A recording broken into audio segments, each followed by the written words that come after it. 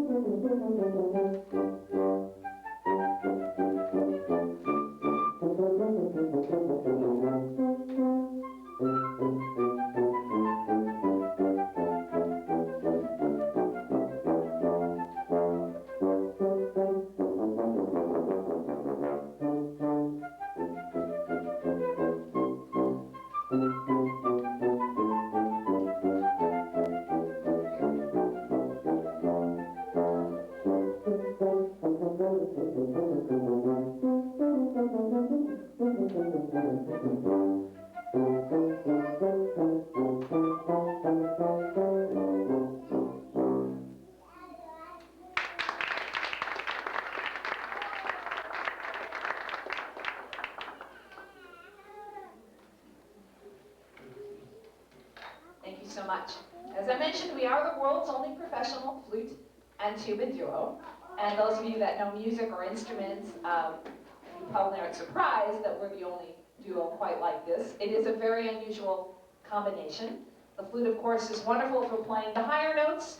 The tuba, just the opposite, the lower notes. Because of the disparity in size, we have a disparity in range. In orchestras and in bands, flutes and tubas don't sit anywhere near each other. But we have found over the years that almost any kind of music can be arranged for our duo, as long as it has a good melody for me to play on my flute, and a good bass line for Patrick to play on his tuba. That even works in the case of holiday music. As you probably noticed on your program, we have next for you some selections from the Nutcracker. Don't worry, not the entire thing. We picked 3 of the dances that we think work particularly well for our duo. The first one is the Chinese dance, which actually is a flute solo in the orchestral version. The bass line is usually done by the bassoon, but it works beautifully for the tuba. The next dance is usually played on the celesta, which is a very high-pitched percussion instrument. Works great again for me. The dance of the Sugar Plum Fairy. And then finally, we'll finish up this short set of dances from the Nutcracker with Trepak, the Russian dance. Music from the Nutcracker by Tchaikovsky.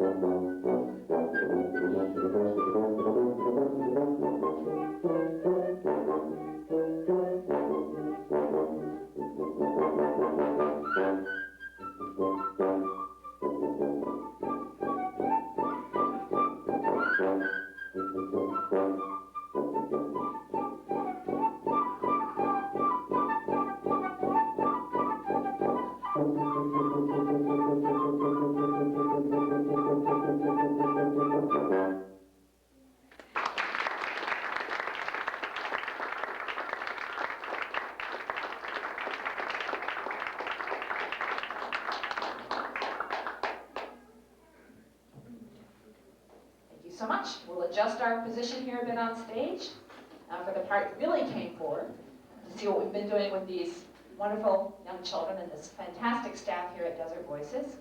And of course, before we can begin, we must enter, and we decided the most appropriate way to enter is with an entrance march. This is a little march written by Johann Sebastian Bach.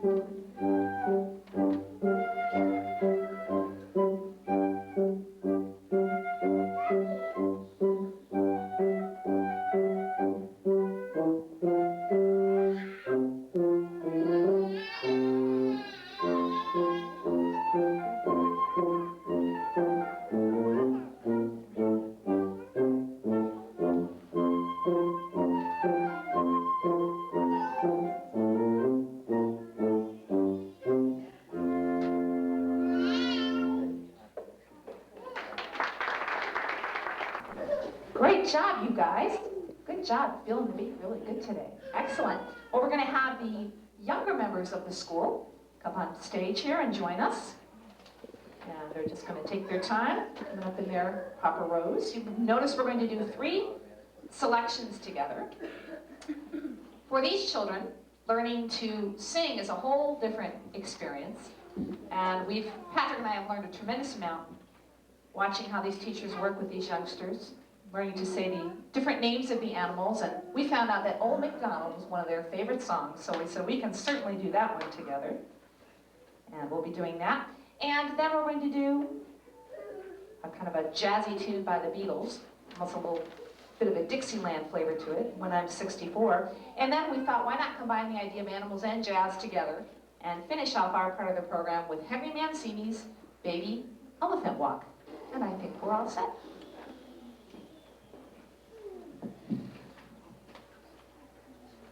What are we gonna sing, guys?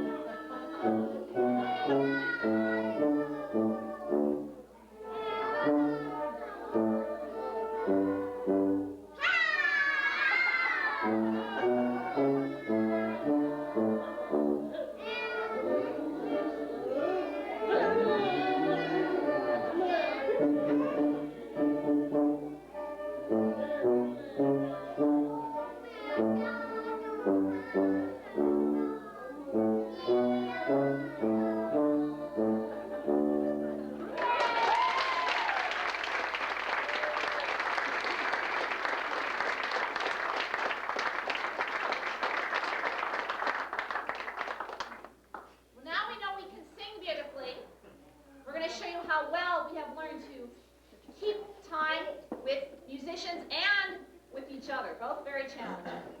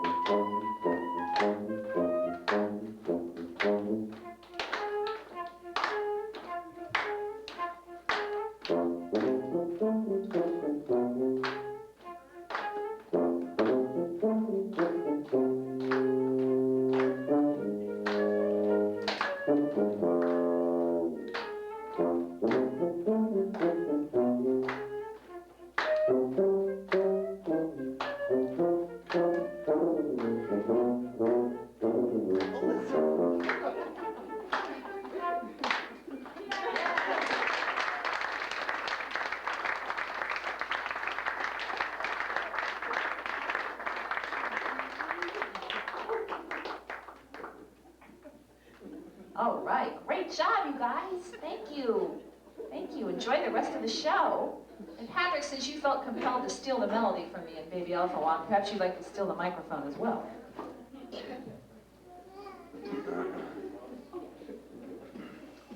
Amy and I have been artists in residence here for the last 6 weeks. We started on October 25th, coming once a week for 2 hours and spending our time with these students. And the older kids can come on up as I'm speaking. You don't have to wait for me, that's okay. And we worked primarily on getting them to feel the beat, sing a little bit, and the older kids have special instruments that they've made that they'll play for you. But before we do that, we're going to sing a song. It's based on that old tune about bingo. But we've changed it. Bingo is a dog, of course. And I have a seeing eye dog because I'm blind. And his name, what is my dog's name? What's my dog? Omni. And how do we spell Omni? O-M. That's how we spell Omni. So we're going to sing about Omni now and how he helps me. And then we'll play some percussion instruments that we've made. And finally, we will play instruments that are like the tuba, and maybe I'll talk about that a little bit while we're warming up on those. And if you in the audience, if you remember how to sing bingo, and if you watch and listen to these guys, they'll teach you how to do it to a different dog's name, Omni, and feel free to join in if you like.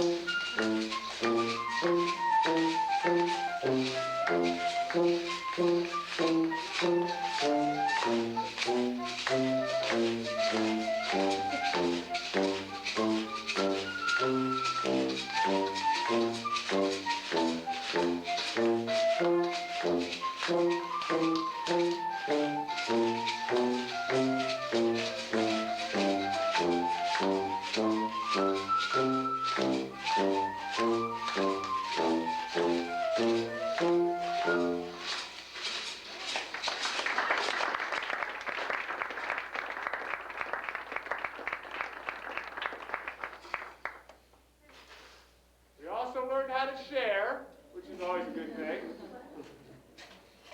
little bit of role reversal here. Switching jobs.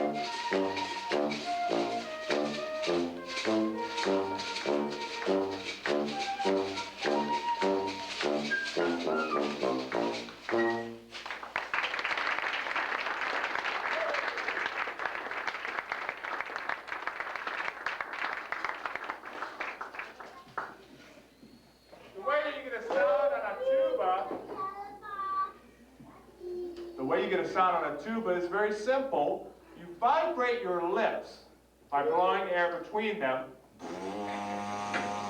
like that. And if you do that long enough, someone will pay you. And we thought that we'd get these kids started early on that task by making hose horns. The school has purchased mouthpieces. They're trombone mouthpieces. We've cut some hose out and added funnels. The funnels amplify the sound, just like the big tuba bell makes my sound louder. And we have a special song that goes really well, and we'll play the melody, and we will accompany her on our hose horns. First, you have to warm your lips up, though, so, you guys ready? Yeah. Ready? I don't have to point to you. Ready? Do it again. Good.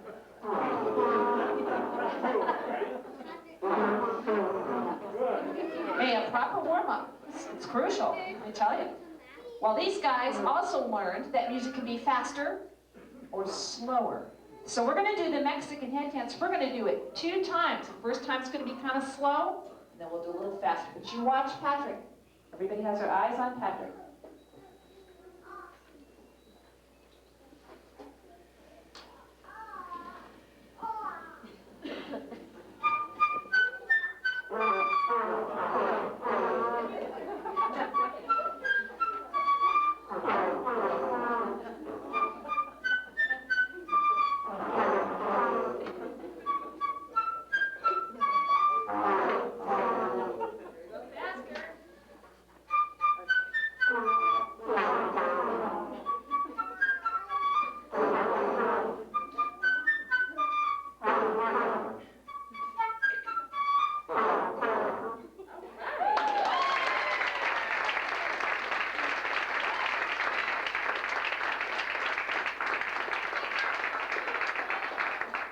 And you'll be delighted to know, parents, that that's not the last you'll hear of the hose horn, because I think these guys get to take them home.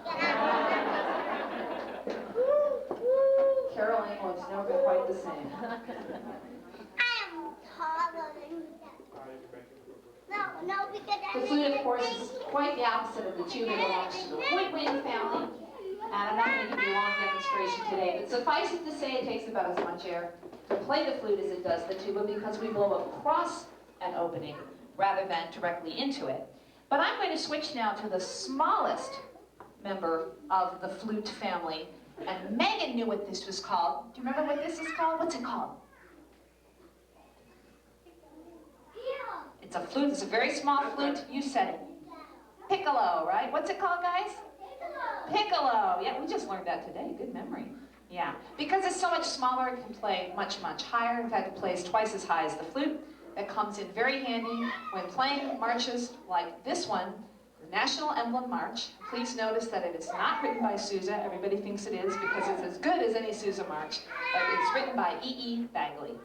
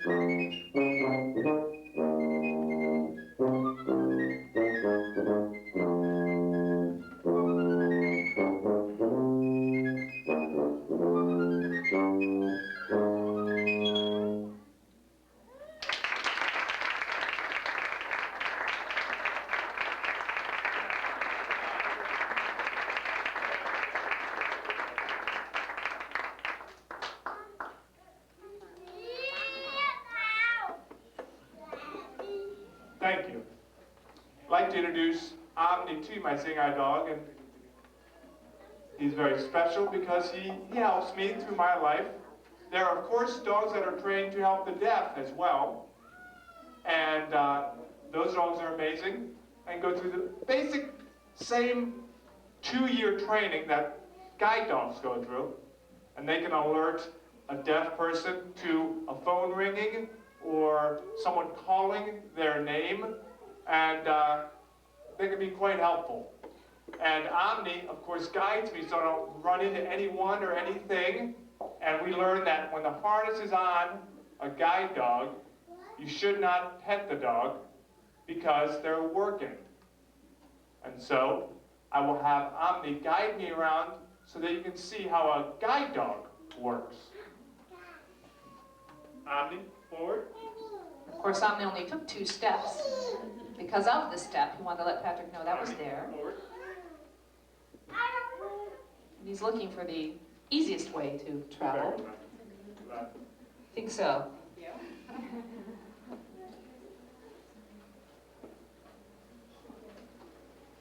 It was interesting. The 5, 6, 7-year-olds, we couldn't keep away from Omni. They loved him so much.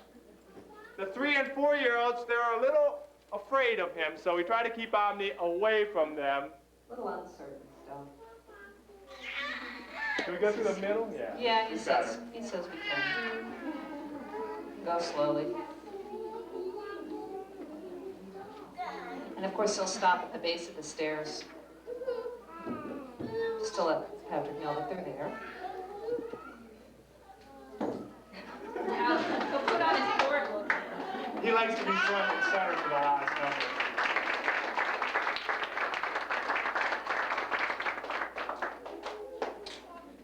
We have so many people to thank. that, Amy, you better help me, remember all of them. But all the staff here is just tremendous. I know you're aware of that. But in particular, we really need to thank Michelle DeMuno. And Michelle really worked very hard with us for about a year to get this done. She wrote a grant to the Phoenix Arts Commission, and we thank all of the folks down at the Phoenix Arts Commission who wrestle with the Phoenix city government each year to give them a few pennies so that they can bring arts into the schools to do artist in residence and other programming. So we thank them for all the hard work they do trying to convince the politicians that these things are worth funding. And we appreciate all of their efforts. And finally, thank all of you for putting your children here in this special place. As someone who has a disability, it's very hard. I think what Patrick might be trying to say, he's Italian, you know, give him a break, they're emotional people, is that schools like this weren't really around when he was a kid, so he basically kind of had to make do and struggle through and deal with that label of being special, which is not always complimentary, particularly in, you know, back in the old days when you were in elementary school. And so this has been a tremendously rewarding and grateful experience for us. And these teachers are just truly exceptional in that with all they have to do and how difficult it is for them here, just the challenges are different and more so than in a typical school. They still took the time to integrate all the things that we did and work with the children on them apart from when we were here so that they were able to put this performance together, because I know that it took many, many hours when we weren't here. So we are just bravo to you guys.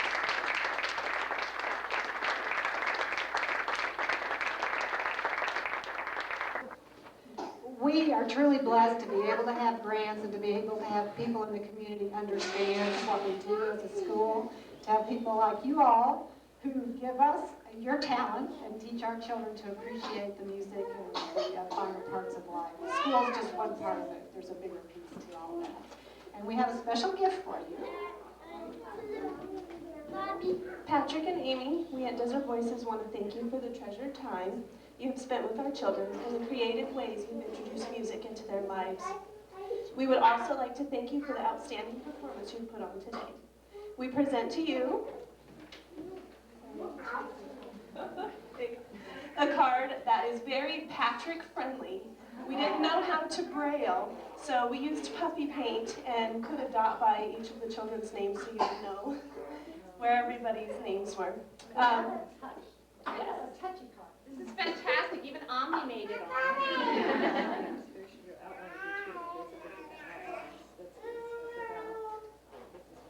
And again, we just want to thank you very much and let you know how much we appreciate it.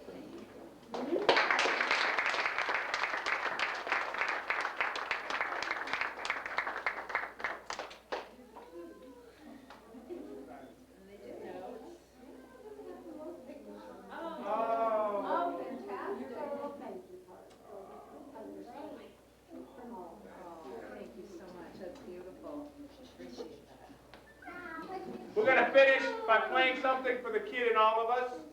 Can You Feel the Love Tonight by the Lion King movie? Elton John is the originator of the piece. Thanks again for coming. Thank you.